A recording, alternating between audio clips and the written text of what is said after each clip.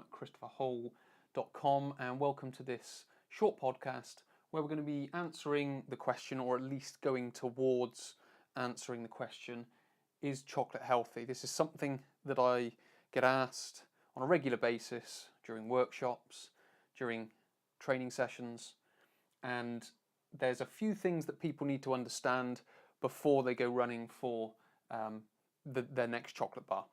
So what we're going to look at are a couple of things. We're going to look at some components of chocolate that are people searching for.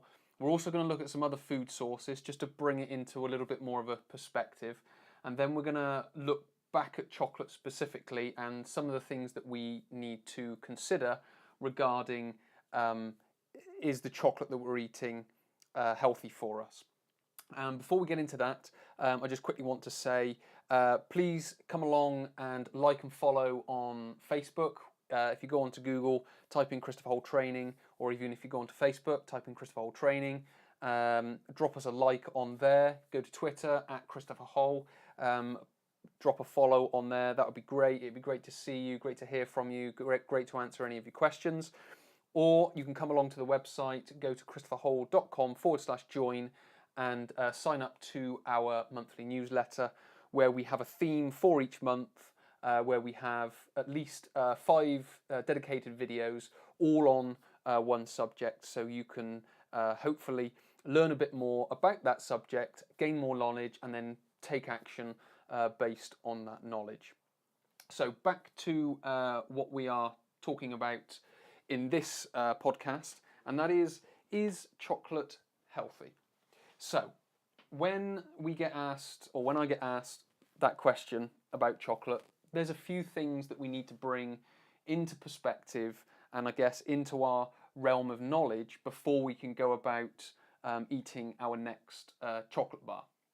So where this comes from is the cocoa bean or cacao bean.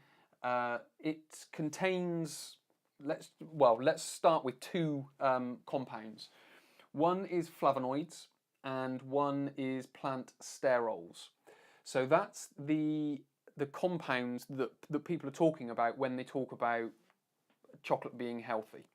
So we're going to take on flavonoids first.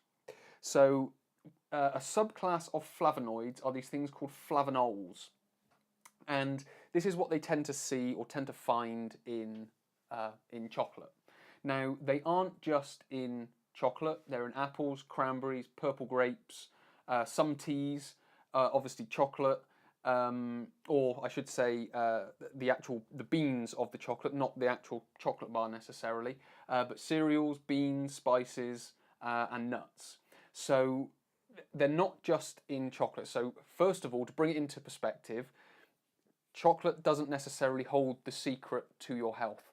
It holds a compound that is found within many other foods, and you can use chocolate as one of those forms to take in that compound. So that's kind of the first thing to be aware of. Then the next one is plant sterols. So again, the plant sterols, they are occurring naturally in foods. And again, they're contained in grains, vegetables, fruits, legumes, nuts, and seeds. So again, what we need to focus on is the plant sterols and the flavonoids rather than the chocolate, if that makes sense. So we need to first of all bring that into a perspective. So hopefully that's sort of like part number 1. So we've looked at those different compounds that they're talking about. The second thing is when we look at chocolate a little bit more specifically, and I'll talk about the plant compounds that we've talked about previously in chocolate specifically. Now, what we have to understand is that in the post-harvest handling of the cocoa beans or the cacao beans, as it goes through a process, it devalues the nutrient content depending on what happens to it. If it's raw, then it's going to have more nutrient content in than if it's been heated and processed and then put into a mainstream manufactured chocolate bar, if that makes sense. So that's another thing we have to understand, is the fact that there is a post-harvest handling, and we need to get that cocoa bean or that cacao bean in its rawest, most untouched form to gain the most out of the food. Then we have to think about in that food. So if it is let's just say a chocolate bar, how many calories are in that? Because they tend to be energy dense, they tend to be high calorie, and therefore that will diminish the effects or the value of the effects from the flavonoids and the plant sterols. Then we get other compounds in foods. So we get high amounts of sugar in mainstream, and then you get all the other different chemicals. If you read the ingredients list, you'll see that there are a lot of other ingredients. Some of them will be chemicals, if you will, and they'll again have a detrimental effect against the value of the flavonoids and the plant sterols. And then the final thing to understand is the taste. So flavonoids are bitter. They activate the bitter receptors on the tongue. So if we're eating a mainstream manufactured chocolate bar, does that taste bitter? Generally not. Generally it tastes quite sweet. So that chocolate bar has been, or those flavonoids have been devalued. So we have to again take that into consideration.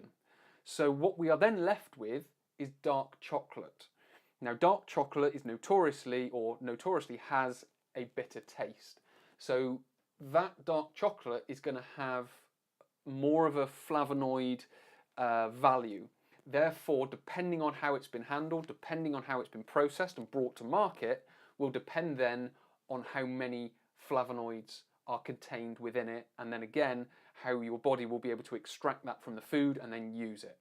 So it's a bit of a long-winded, long way round to understand that chocolate can be healthy if you eat the right chocolate, and most of the chocolate that's out there isn't going to be good for your health because of the processing, the handling, and the other compounds that are within the food, i.e. the calories, i.e. the sugar, i.e. the other sort of chemical ingredients, if you will.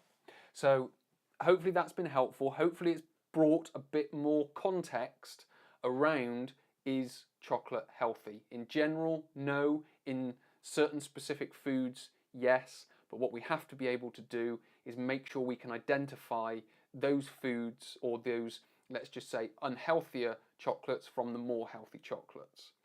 So hopefully that brings a little bit more context to that question. Hopefully it's given you a little bit more of an answer to it.